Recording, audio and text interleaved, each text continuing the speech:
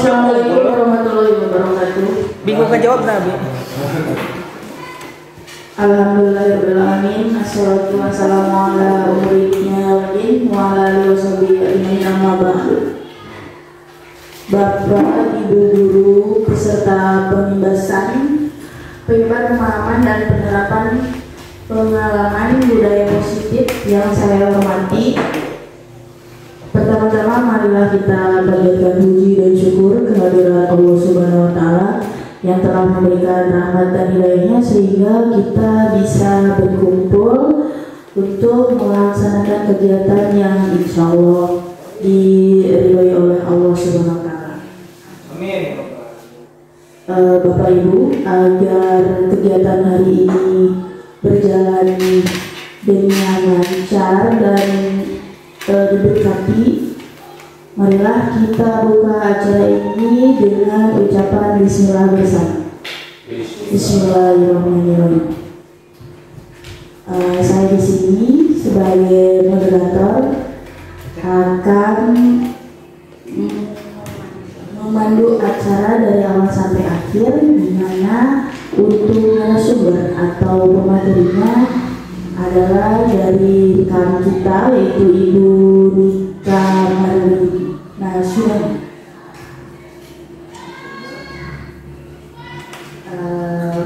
Untuk langsung saja ya Bapak Ibu, agar tidak terlalu banyak menyita waktu, kepada Ibu Nika dipersilakan.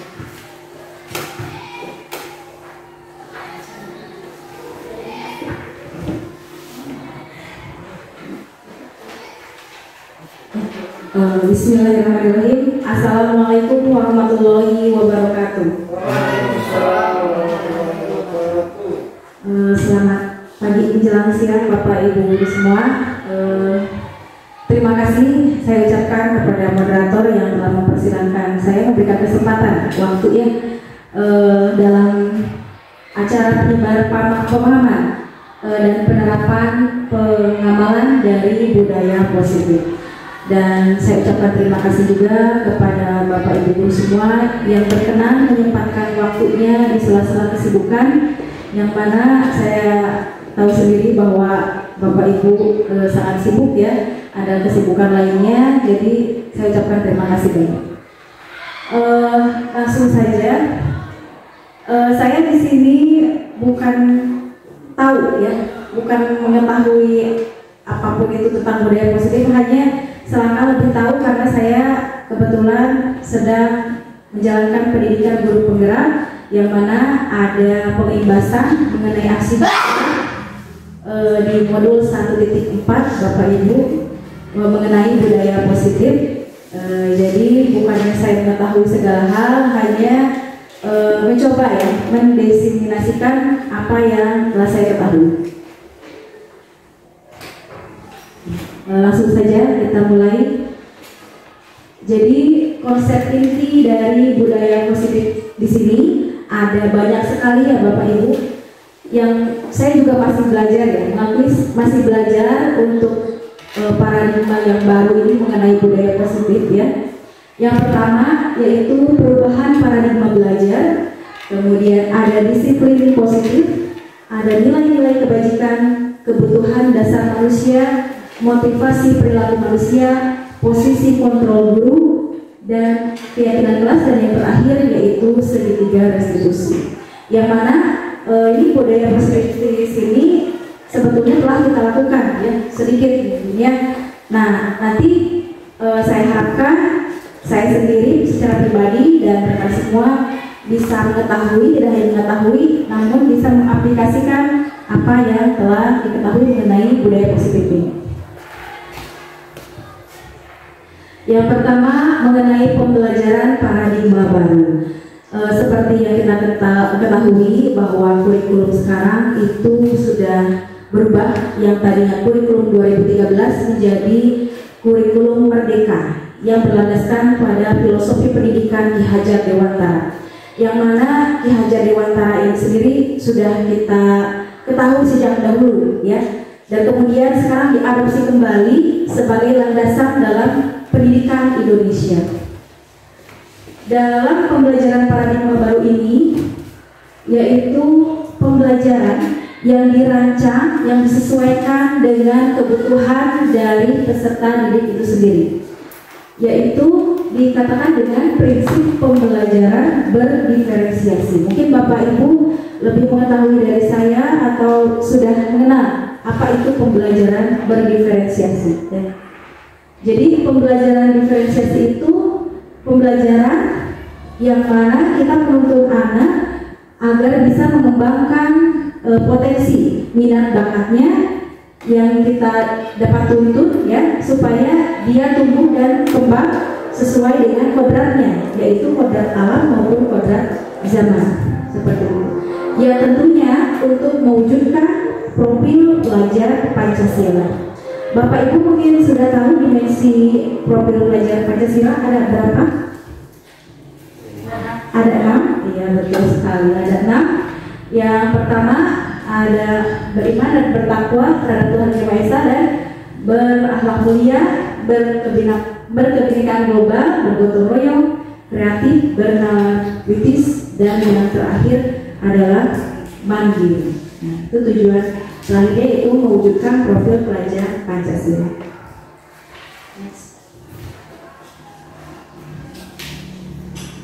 Nah, untuk selanjutnya ini terdapat miskonsepsi ya, yang sebelumnya kita pahami mengenai teori kontrol.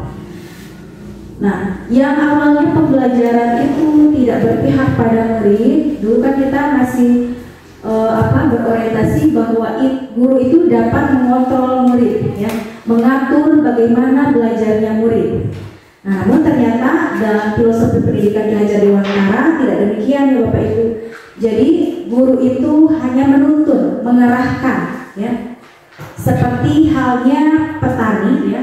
Petani itu menanam padi, pasti hasil panennya seperti apa? Akan jadi apa? Padi, betul sekali. Apakah akan jadi jagung? Tidak. Nah, begitu pula dengan anak yang kodratnya A, berarti kita tidak bisa memaksakan ke yang lain. Hanya sebagai guru atau sebagai petani tadi ilustrasinya, kita dapat menuntunnya, mengembangkan apa yang ada di dalam diri anak tersebut, baik potensi, minat, dan bakatnya. Begitu pula dalam petani ya, petani tidak bisa memaksakan tanaman padi menjadi tanaman jagung. Petani hanya dapat menanam dengan baik dengan cara menghindari dari hama, dipupuk, disiram, kemudian dijaga tanaman tersebut supaya menjadi padi yang bagus, yang berkualitas baik. Begitu juga dengan guru. Guru hanya dapat menuntun, menegaskan garis-garis halus yang ada di dalam diri anak atau murid, ya. Jadi tidak dapat mengontrol murid dengan seenaknya saja, begitu. Itu miskonsepsi yang ada ya di dalam diri kita mengenai teori kontrol. Yang kedua yaitu ilusi bahwa semua penguatan positif efektif dan bermanfaat, ya. Kemudian ilusi bahwa orang dewasa itu berhak memaksa. Padahal anak juga punya keinginannya, Bapak Ibu, tidak bisa dipaksakan. Dia punya keinginan sendiri, kebutuhannya sendiri. Jadi orang dewasa meskipun dia punya kekuasaan yang lebih, tetap tidak bisa memaksakan kehendak anak. Kemudian ilusi bahwa kritik dan membuat rasa bersalah mampu menguatkan karakter. Nanti kita akan diskusi mengenai kontrol posisi guru, ya, 5 kontrol posisi guru. Kemudian motivasi juga. Nah, jadi kebanyakan anak kita itu mematuhi peraturan gara-gara apa sih? Takut ya, bukan kesadaran dalam diri ya. Nah, itulah. Jadi Ki Hajar Dewantara menuntut kita supaya anak mematuhi aturan sesuai dengan kesadaran hatinya, karena jangka panjang waktunya itu lebih panjang jangkanya, karena dia menyadari di dalam dirinya, bukan atas unsur paksaan, apalagi ketakutan akan hukuman, apalagi penghargaan, ya. Kalau ada penghargaan baru dia patuh akan aturan. Kalau tidak ada penghargaan, bagaimana? Akan tidak patuh. Nah, itu termasuk dalam ketergantungan seperti itu. Nanti kita akan bahas lebih lanjut lagi.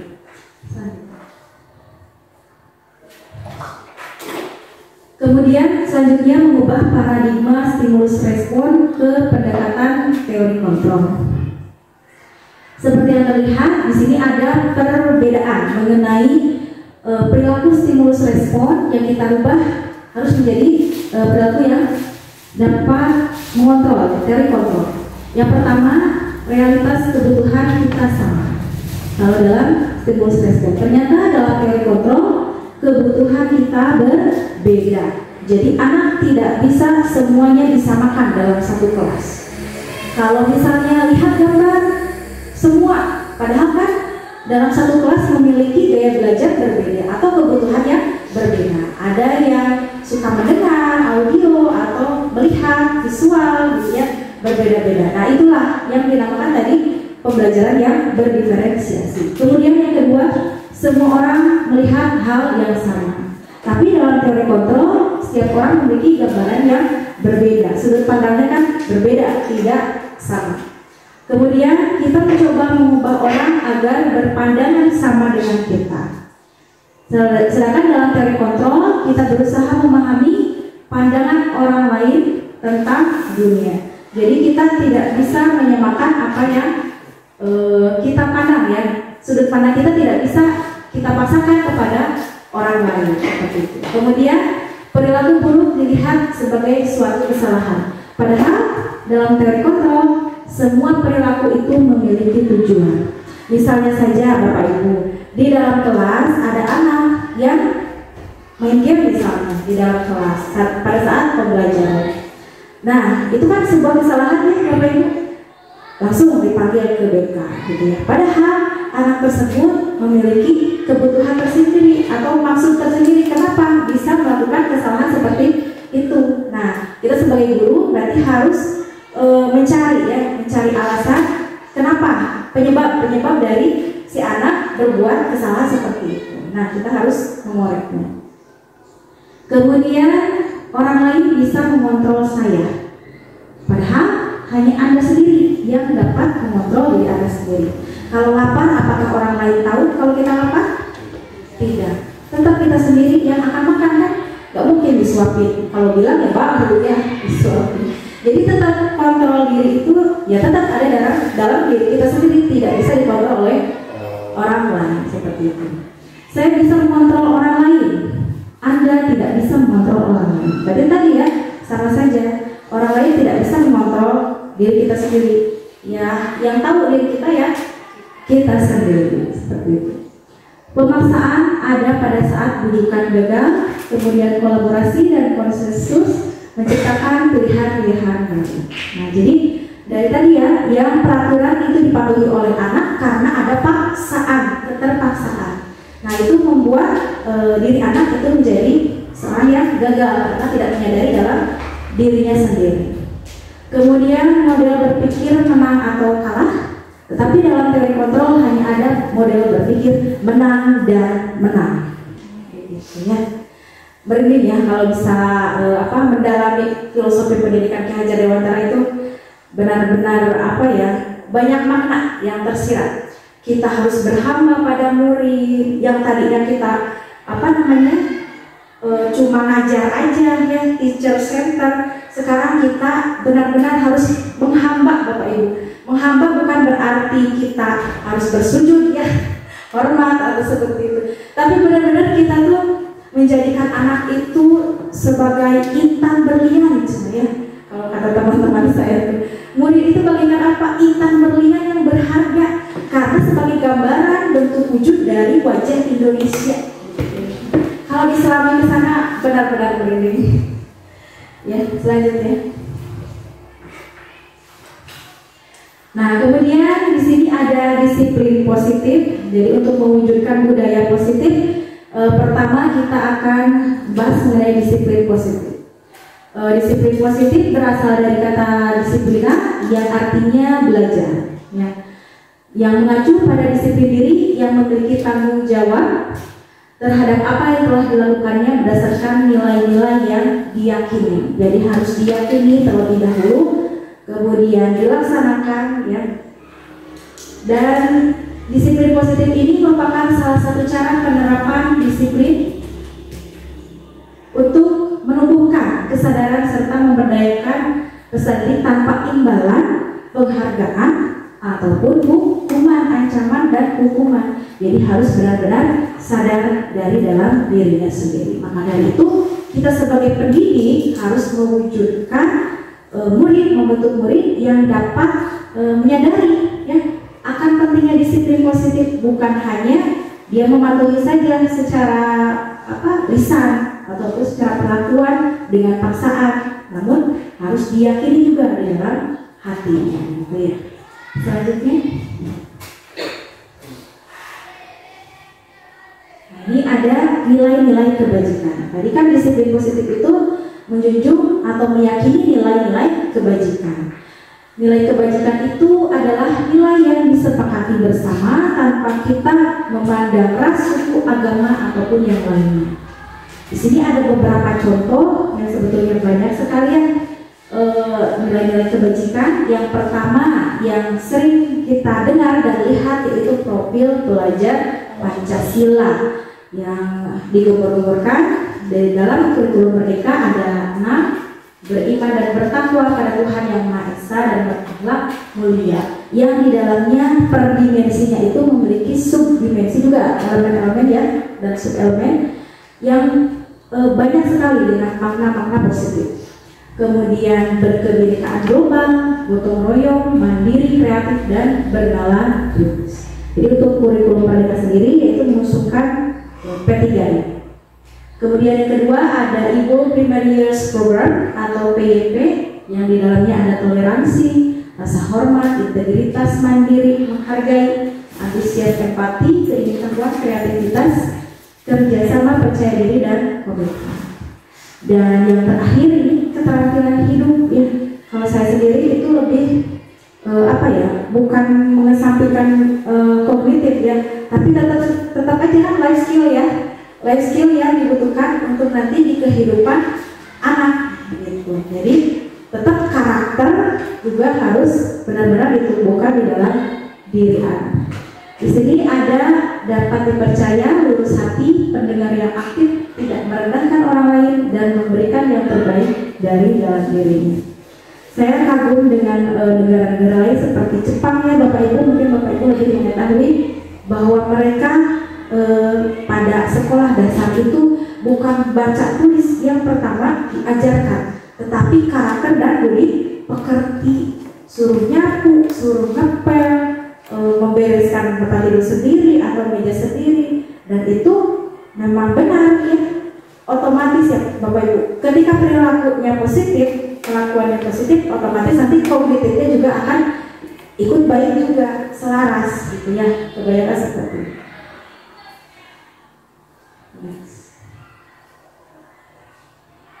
Nah ini ada kebutuhan dasar manusia. Kenapa seseorang berperilaku? Itu karena memenuhi kebutuhan dasar manusia. Pak Encep makan karena apa?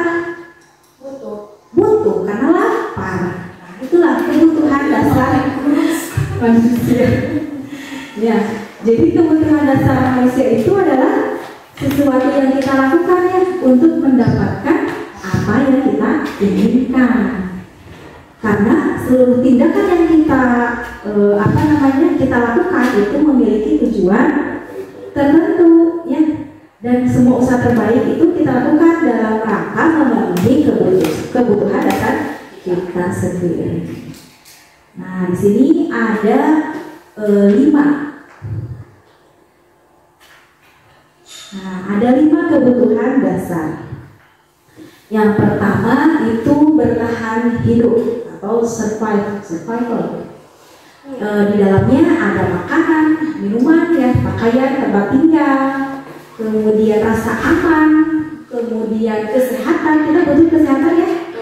Butuh sekali, itu primer sekali ya. Itu namanya di dalam bertahan hidup atau survival. Kemudian yang lainnya itu bersifat psikologis ya. Yang pertama ada kasih sayang dan rasa diterima. Ada di dalamnya rasa diterima, dipedulikan, berbagi kerjasama, menjadi bagian dalam kelompok. Nah biasanya saya menangani anak, kenapa anak bandel di dalam kelas, kenapa dia melakukan suatu kesalahan? Karena dia ingin perhatian ya, karena ini diperhatikan, karena kebanyakan mohon maaf, kebanyakan broken home misal terbelakang di keluarganya, jadi kan butuh diperhatikan.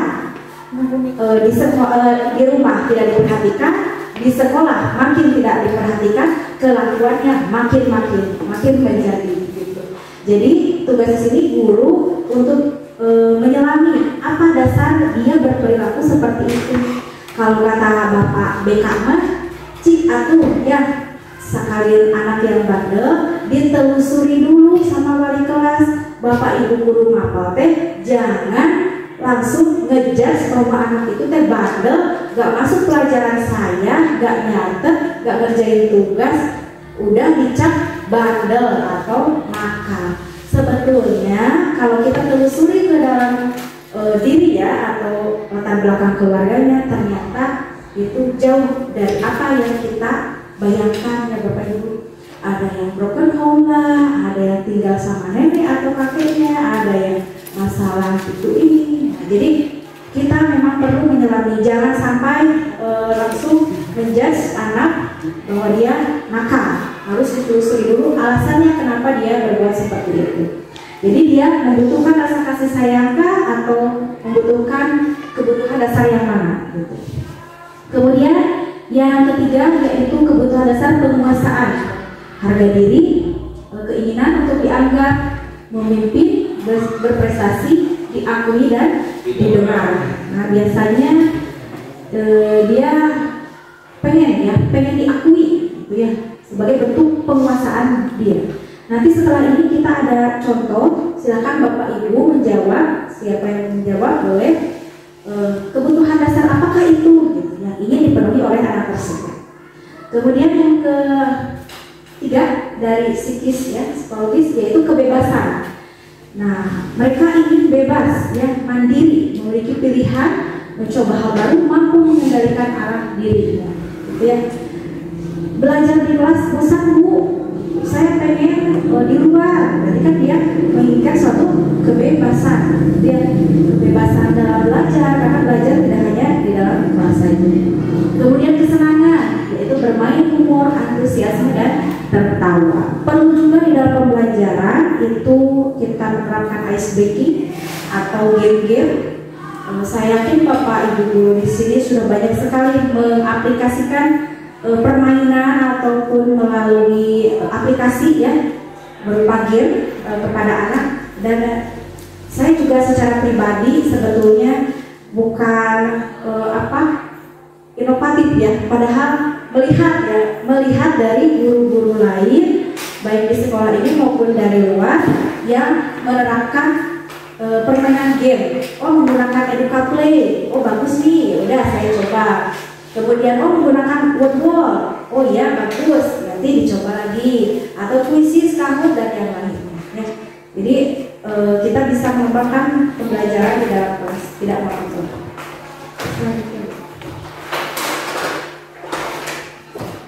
Nah, ketika kelima kebutuhan dasar tersebut telah terpenuhi secara memadai, maka dengan sendirinya murid akan tumbuh dengan seimbang, bahagia.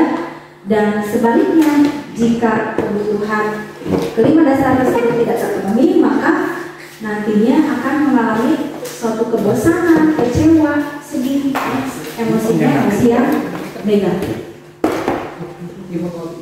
Next.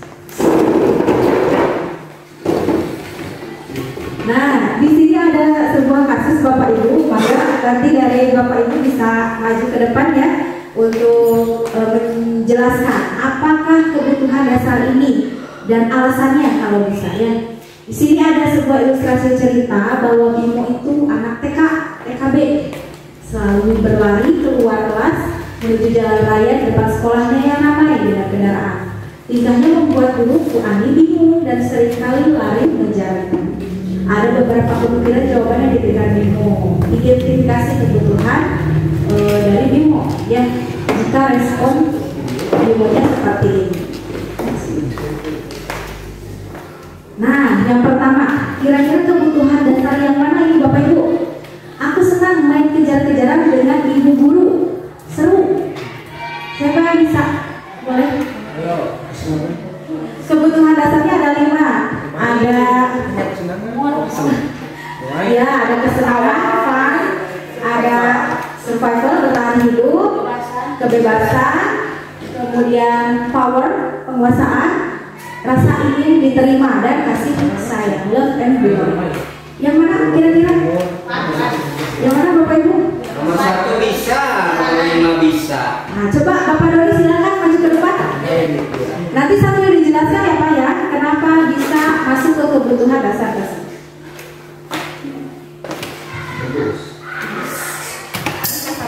Menurut saya, ketika melihat anak didik seperti ini, itu yang pertama itu ada pan.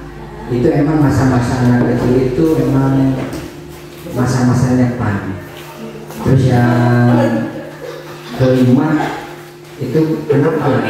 Menurut saya tidak yang kelima itu karena mungkin di rumahnya dia tidak pernah rasa ingin terima itu kurang. Mungkin ibu bapaknya seorang pekerja keras, ibu dan anaknya juga kan sama pembantu lah seperti itu.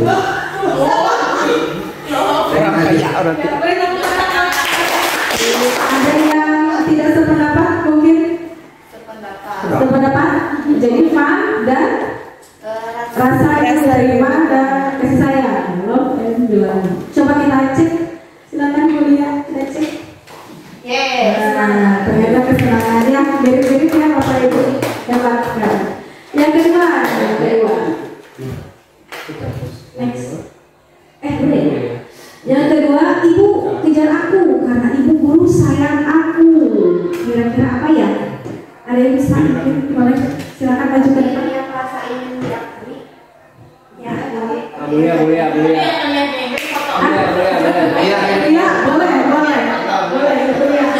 Silakan Mulia.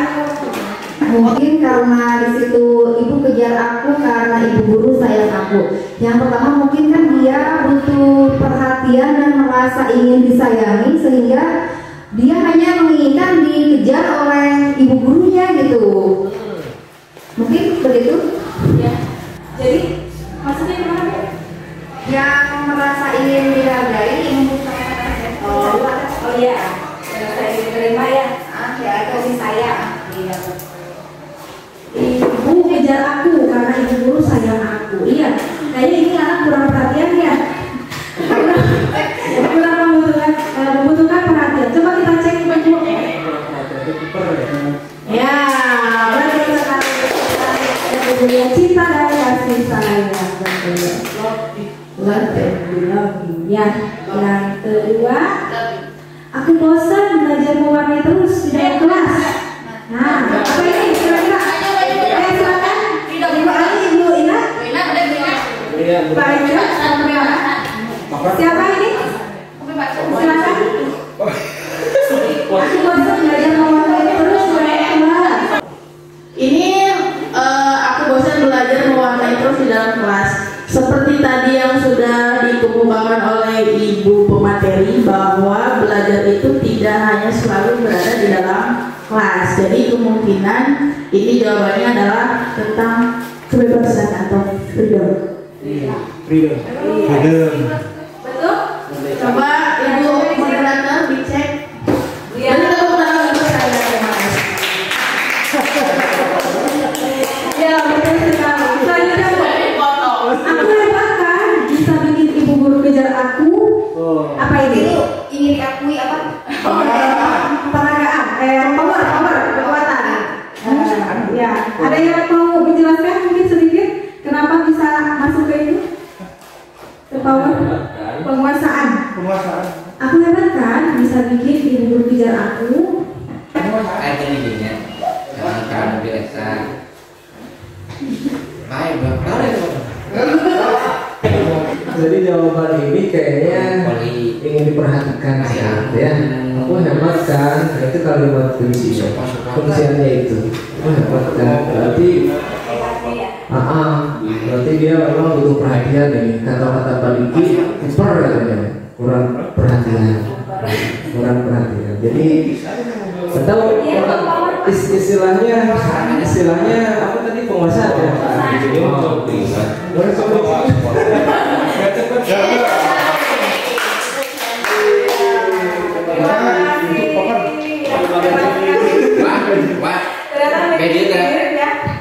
Ya, next Bu, kita habis ya. Oke, berarti kita sudah memahami ya Bapak Ibu mengenai